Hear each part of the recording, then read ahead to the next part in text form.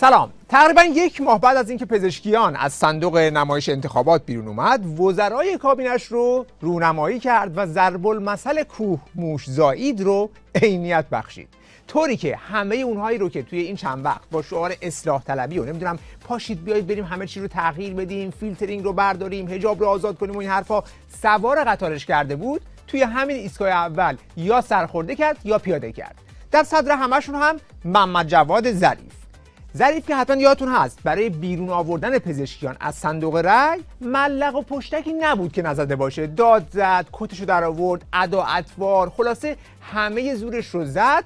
تو روز نمایش انتخابات هم از خوشحالی بالای سر پزشکیان علامت پیروزی نشون داد که بیشتر به شاخ گذاشتن تعبیر شد.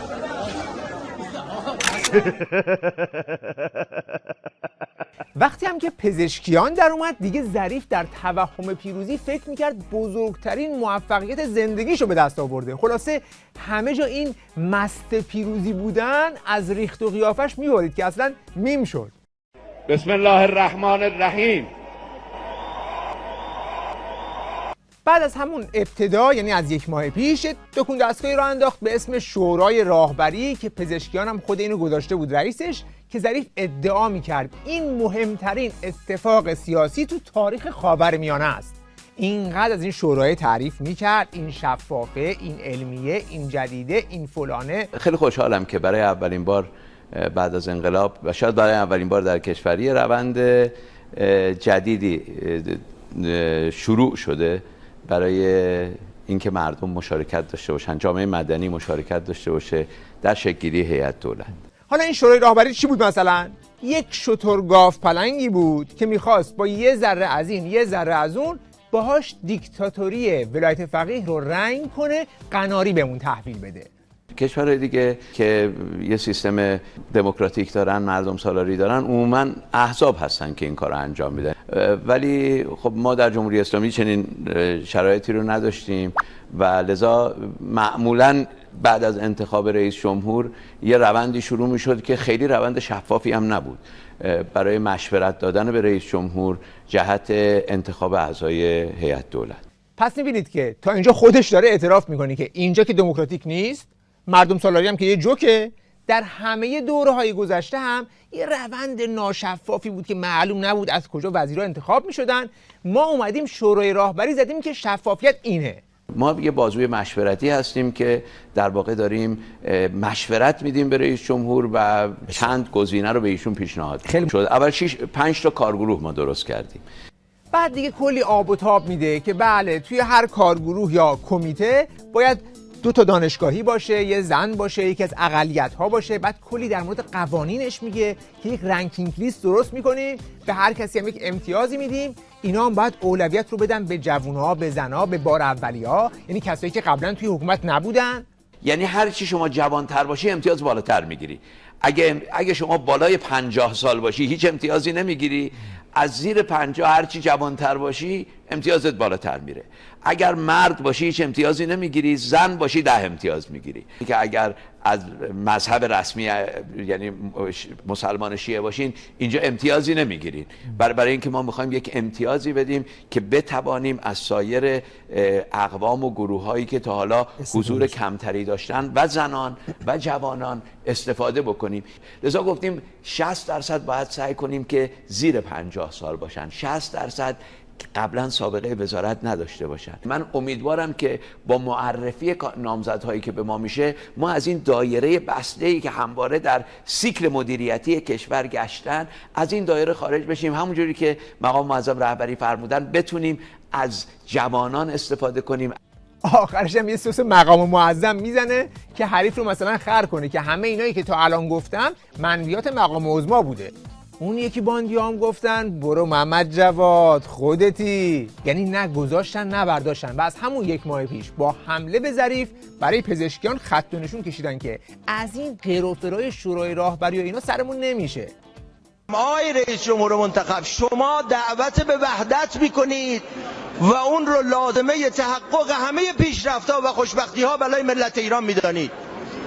نمی شود با سمبل اختلاف و سمبل نفاق در کشور، یعنی محمد جواد ظریف، این مملکت را به وحدت رساند و محمد جواد ظریف هم برداره در کارگروهاش آدم‌هایی رو که اصل روحانیت را نفی میکنن، آدم‌هایی رو که اصل جمهوری اسلامی را نفی میکنن قرار بده تا برای تویی که میخواهی وحدت رو در کشور برقرار کنی وزیر به مجلس معرفی کنه. من امیدوارم که این اتفاق نیفتد.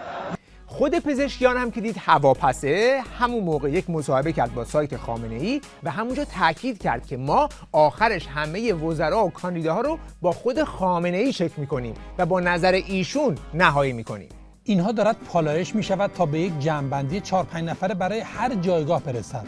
در آخر طبیعتا خدمت مقام معظم رهبری خواهیم رفت و با هماهنگی و مشورت با ایشان به یک جمع‌بندی نهایی خواهیم رسید که اینها را بتوانیم معرفی کنیم. حالا شما تصور کن ظریفی که همه اون حرفا رو چند بار توی تلویزیون، توی شبکه اجتماعی اینور اونور زده، 1 ماه هر روز از این شورای راهبری تبلیغ کرده، عکس منتشر کرده، ولی بعد از همه اینها پزشکیان میره پیش خامنه‌ای و برمیگرده یک کابینه ای رو اعلام میکنه که هیچ چیش با اون وعده هایی که ظریف داده بود جور نیست. اعتراضات از همون لحظه اول اعلام اسامی توی مجلس آخوندی شروع شد. اول اینکه بهش پریدن این همه گفتی به اقوام و گروه های دیگه امتیاز میدی، پس کو سهم کرد و اهل سنت؟ جناب دکتر پزشکیان و مردم حوزه انتخابی این جانب بالای 80% به شما رأی دادند، اما امروز که نوبت پاسخگویی جناب عالی به آن اعتماد بود، لیست کابینه که چند دقیقه قبل تقدیم مجلس نمودید متاسفانه نه از سهم کرد خبری بود و نه از سهم اهل سنت. یعنی با این کابینه‌ای که پزشکیان از بیت عظما آورد بیرون، نه تنها شورای راهبری ظریف رو لگد کرد، بلکه با پشت دست محکم تو دهن خودش هم کوبید که توی مناظره ها این وعده ها رو داده بود. اگر جزو یک مثلا مذهبی هستند، مثلا سنی هستند، مثلا چه میدونم کردن، عربن، پستی به اونا ندیم. اگر من سنی باشم تو این مملکت، یه توان علمی داشته باشم، اختیار داشته باشم، حق دارم تو این مملکت تو جایگاه خودم قرار بگیرم یا نه؟ ما اینو قرار نمیدیم. حداقل تو خیلی از جاها نگاه کنیم بالا، تو رده های بالا شما از این تنوع به اصطلاح جامعه‌ای که ما داریم چیزی مشاهده نمی کنید. هر چطور نابغه باشم شما الان تو حکومت جایی برای اینا نمیبینید. خون بلند میشه اعتراض میکنه. پس تا اینجا که خودشم قبلا گفته بود که اگر انقباضی بریم ملت حق دارن اعتراض کنن. بعد اینکه ظریف گفته بود که 60% کابینه بار اولی باشن و خارج از دایره بسته و سیکل ثابت و تکراری مدیریت حکومت باشن، نتیجه شد این که 10 وزیر این کابینه اعلام شده توی دولت رئیسی سمت داشتن، بقیه هم توی دولت روحانی کاری بودند. یعنی اون نوآوری و نوگرایی که ادعا می‌کرد هم شد 0. بعد اون ادعا که 60% جوان و زیر 50 سال باشن هم در عمل شد مسن‌ترین کابینه در طول تاریخ حکومت آخوندی با متوسط سنی نزدیک به 60 سال. از حضور گسترده زنان در دولت هم نهایتاً رسیدم فقط به یک وزیر زن که وقتی اسمش رو توی مجلس خوندن بیشترین همهمه و اعتراض رو به دنبال داشت. وزارت دادگستری جناب آقای امین حسین رحیمی 10، وزارت دفاع و پشتیبانی نیروهای مسلح جناب آقای عزیز نصیرزاده 11، وزارت راه و شهرسازی سرکار خانم فرزانه صادق مالوارجد 12. این 2 که میگن یعنی رأی منفی، 4 هم که میگن یعنی رأی مثبت. و دیدید که اسم این وزیر زن رو که خوند فریاد 2 همشون هوا رفت. سرکار خانم فرزانه صادق مالوارجد، طوری که تو خودشون اصلا الان دارن پیش بینی میکنن که همین یه وزیر زن هم احتمالاً توی مجلس رأی نیاره و حتی عارف هم به همین وضعیت اعتراف کرد. جامعه ما از نظر روانی آمادگی زعامت، هدایت و رهبری زنان رو نداره. واقعیتی ما یکی از زنان اولین بار در یک وزارتخانه زیربنایی معرفی کردیم به مجلس. یک سوالات بی ربطی مطرح میشه که شما زن میخوان بره، وزیر زن بره تو جاده یا به هر حال دنبال همون نظام مرزسالاری هستیم که در بین 19 تا 20 تا وزیر یه وزیر زن رو نمیخوایم تحمل کنیم. حالا خوبه یک نگاهی هم به این کابینه عظماپسند معرفی شده بندازیم تا ببینیم که چه موجوداتی توش هست که اینقدر جنجال برانگیز شده. مثلا برای وزارت آموزش و پرورش، یعنی مدرسه و کودک و دانش آموز، کی رو گذاشتن؟ یه پاسدار هیولایی به اسم علیرضا کاظمی که قبلا تو ستاد مبارزه با مواد مخدر مشغول بوده و برادر محمد کاظمی رئیس اطلاعات سپاهه.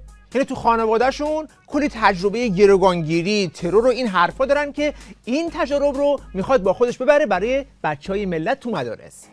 ولی برای وزارت کشور که تمام این مجموعه گشت ارشاد و طرح نور و فیلترینگ زیر دستش هست، کی رو گذاشتند؟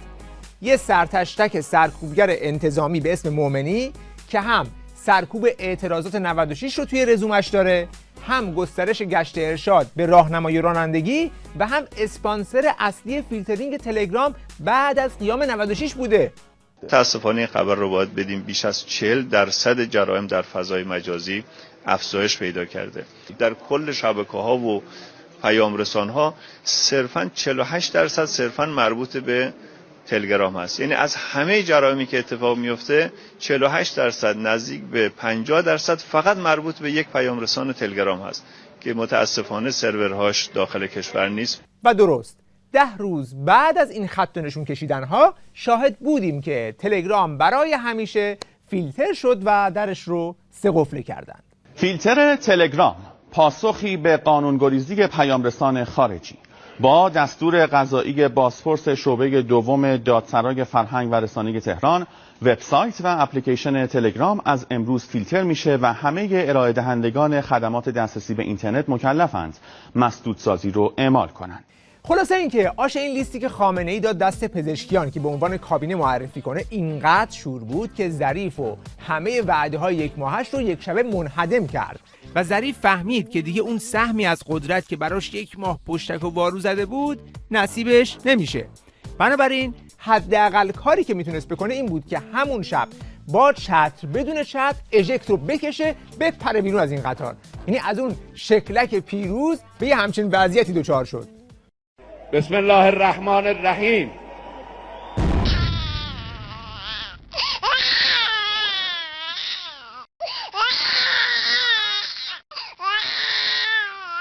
ظریف اول یه توییت زد و با آه و ناله گفت که از اون لیستی که ما داده بودیم فقط 3 نفرش رو توی لیست نهایی گذاشتند. یه 6-7 نفری هم از گزینه‌های فرعی ما گذاشتند و بقیه رو هم که احتمالاً همون وزارتخانه‌های اصلی بودند رو جای دیگه مشخص کردند.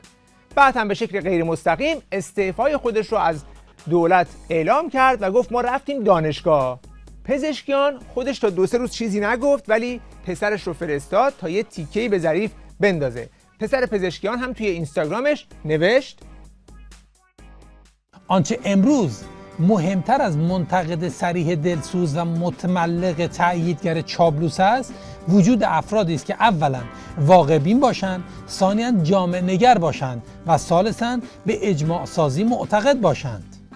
یعنی داره میگه ظریف خودتو به اون راه نزن. خودت هم اصلا اول میدونستی که واقعیت این نظام اینه که همه چیز دست ولی فقیه.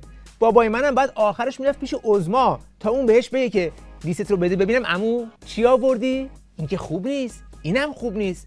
پس تو لیست رو بذار کنار، این لیستی که بهت میدم رو با خود ببر. داری میری درم پشت سرت ببند.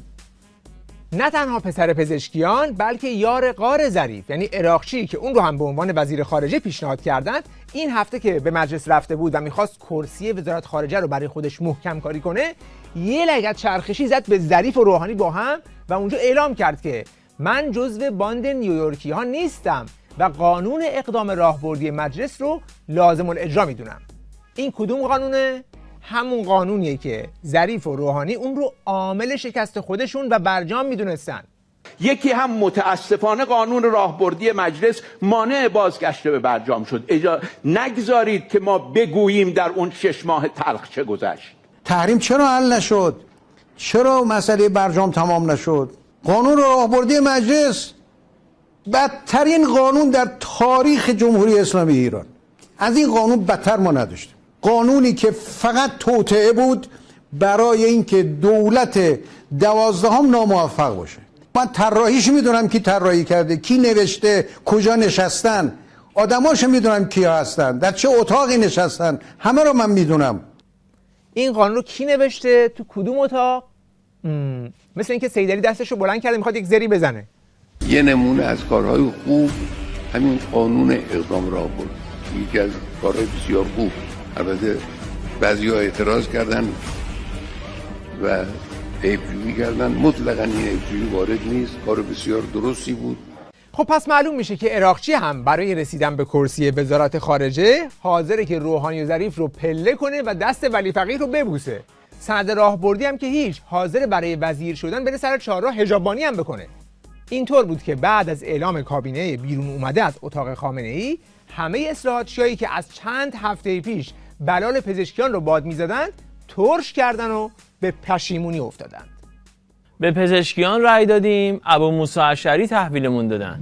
انتظار نداشتم در این حد بی‌عرضه باشه. دولت وفاق ملی شد دولت اختلاف ملی. با این وزیر کشور ناامید شدیم، با دنیا مالی ناامیدتر، با خطیب و علی آبادی بی امید و با کاظمی پشیمان از رأی. یکی هم از قول جلیلی خطاب به پزشکیان توییت کرد: داداش زودتر میگفتی خودم انصراف میدادم. همگی فریب خوردیم. زرشکیان و شلیلی هیچ فرقی با هم نداشتن. این کابینه پزشکیان فقط از کابینه ابوبکر بغدادی کمی بهتره، وگرنه عمرن جلیلی به ذهنش میرسید که مثلا برادر رئیس اطلاعات سپاه رو بذاره وزیر آموزش پرورش. یکی از کارشناسان نظام هم که قبلا خودش از تبلیغاتچیای پزشکیان بود و گفت بود من به پزشکیان رأی میدم، از قول اکثریت رأی دهندگان به پزشکیان خطاب به وی نوشت: محسن رنانی، مگر این قدرت چقدر مزه داره که رهایش نمی کنی؟ پس کو نتیجه آن همه نهج البلاغه که خواندی؟ پس کو آن همه قول که دادی؟ چرا جرأت نداری بعد از 1 ماه که تو را انتخاب کرده ایم بیای افشاگری کنی و همه چیز را بگویی؟ چرا اینقدر منفعل؟ آقای پزشکیان، آبروی ما رو بردی، امید ما رو ناامید کردی، هنوز رئیس جمهور نشده رفوزه شدی. اصلاحات رسما تمام شد. جمهوری اسلامی با کسی شوخی نداره. این سیاست هم که بریم رأی بدیم شاید درست شد هم دیگه قابل اعتماد نیست تا ابد. در این سیستم تغییر معنا نداره و عملا باید نظام اول تغییر حاصل کنه تا مردم بار دیگه رأی بدن. برای اکثریت 90% که رأی ندادن که از قبل روشن بود که توی این نظام ولایت فقیه با نمایش انتخابات چیزی عوض نمیشه. ولی الان دیگه به همه اونهایی هم که نمیفهمیدن برای 1001مین بار ثابت شد که اینجا دیکتاتوری ولایت فقیه و سگ زرد هم برادر شغاله. بنابراین تنها راهی که جلوی مردم باقی میمونه کف خیابونه. جامعه میگه که ببینید من قراره که از این بحران نجات بدم. بحران سرزمینی دارم، آب دارم، هوا دارم، برق دارم، دارم بنزین دارم، بحران زندگی دارم، بحران تحصیل دارم، شغل دارم، بحران پول دارم، دلار. ببینید اینا چیزای مهمی است. جامعه میگه اینا رو برام حل کنید. اگه نتونستی از فرد علیه شروع هم کرد به اعتراض و اعتصاب و بحران‌های خیابانی. یعنی شما اگر آقای رئیسی پزشکیان درست عمل نکنه، من به شما قول میدم 4 ماه دیگر ما در خیابان‌های تهران اعتراضات بزرگ خواهیم داشت و کشت و کشتار در این کشور شد. بله، حوادث مهمی در پیشه. وقت بخیر و خدا نگهدار.